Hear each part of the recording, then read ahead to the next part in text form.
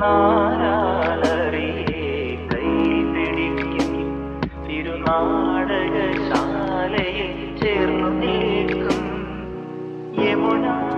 നദിയായി കുളിരലയിളകും നിലവിൽ അമ്പലപ്പുഴി